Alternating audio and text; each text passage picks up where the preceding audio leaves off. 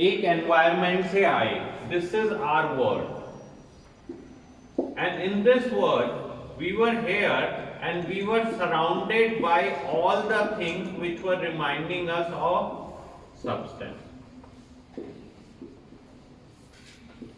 Now ये सारे reminders हमारे लिए in future can become a cause कि ये हम दोबारा से tempt हो सकते.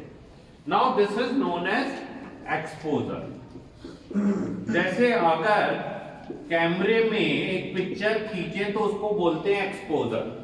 हमारे लिए एक्सपोजर क्या है? हमारे सारे सेंसरी ऑर्गन्स हैं, जैसे हमने देखना, हमने सुनना, हमने टेस्ट करना, फील करना, स्मेल करना. नाउ अगर हमें स्मेल हो रहा है तो हमें सारी पास्ट मेमोरीज रिकलेक्ट हो जाती हैं. अगर हम ऐसे देख रहे हैं कि हम नशे के सराउंडिंग में हैं, हमें याददाश्त आ रही है, तो अचानक से ये सारे exposure of 5 sensory organs lead us towards the doing the substance again. So क्या हो रहा है? हमारे 5 सेंसरी ऑर्गन्स हैं. We all know our sensory organs. So let's start with the eye. Smell, hearing, taste and feeling or touching. Now these all 5 organs remind us of our exposure and हमने past में जो भी experience किया.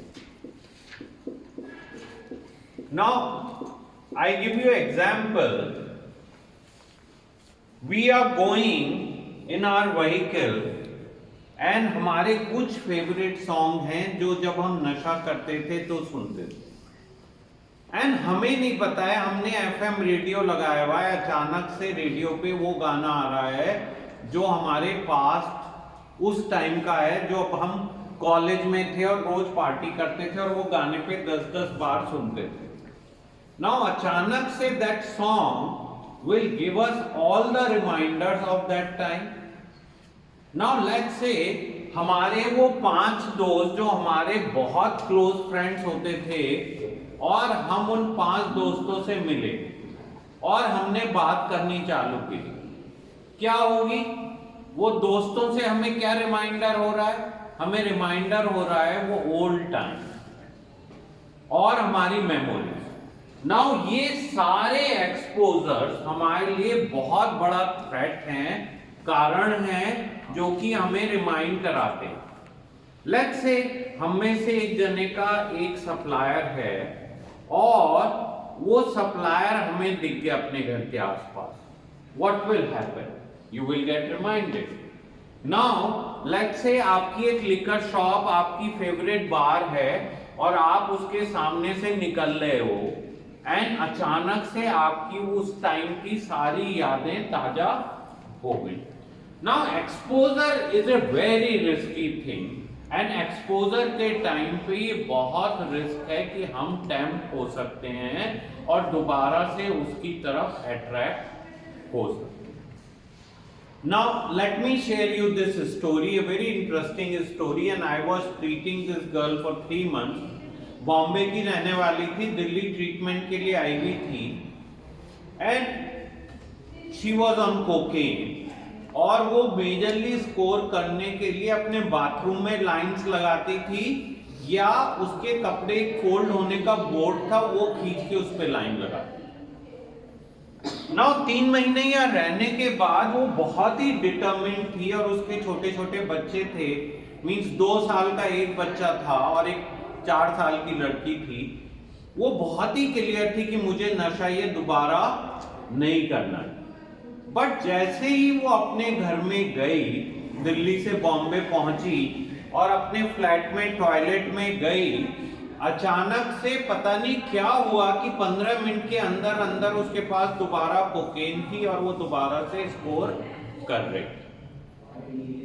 जब बाद में उससे reason पूछा, उसने कहा मुझे पता ही नहीं कि क्या हुआ, बट अचानक से मैं अपना आप को कंट्रोल नहीं कर पाई और जब तक मैंने रियलाइज किया तब तक मैं नशा कर रही है।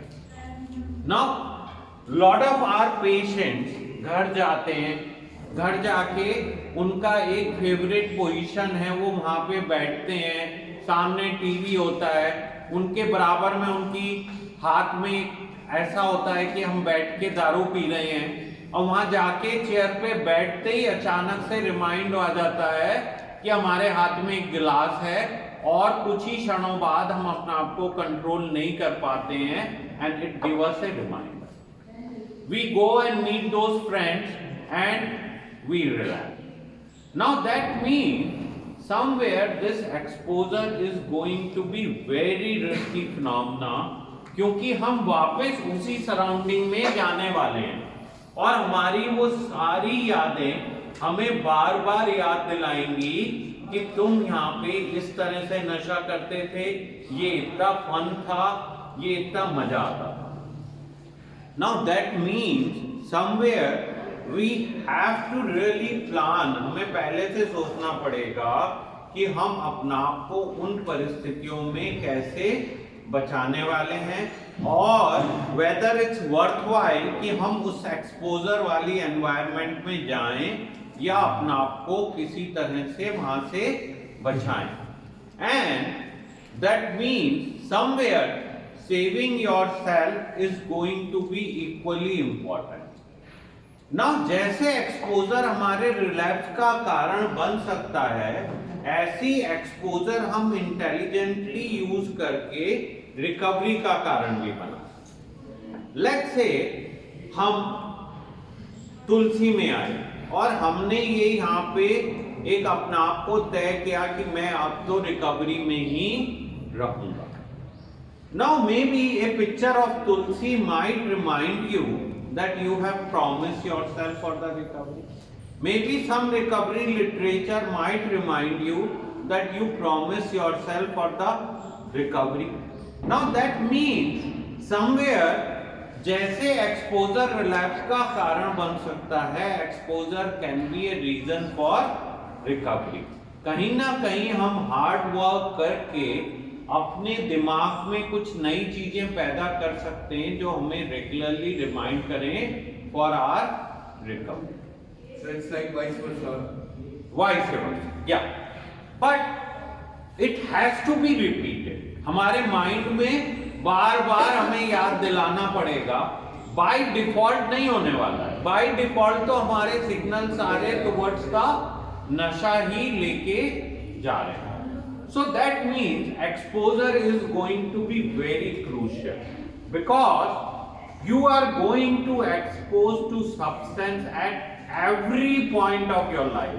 कोई जगह ऐसी नहीं है जहां पे तुम अपना आप को एक्सपोजर से बचा पाओगे, and that means somewhere there is always a threat and risk that you will go back and consume again. Now exposure हमारे लिए बहुत खतरनाक प्रूफ होता है, और बहुत सारी बार हम एक्सपोज होने पे अपना आप को कंट्रोल नहीं कर पाते हैं। हम इमीडिएटली रिलैप्स हो जाते हैं और हमें पता भी नहीं चलता है, तब तक हम उस दोबारा से नशे को चालू कर चुके होते हैं। एक्सपोजर हम अपनी रिकवरी के लिए भी यूज़ कर सकते हैं, रिलैप्स के लिए भी। अब हम लोग एक गिनी पिग नहीं है, इंसान हैं, और हमें सोच समझ के अपने फैसले करने पड़ेंगे।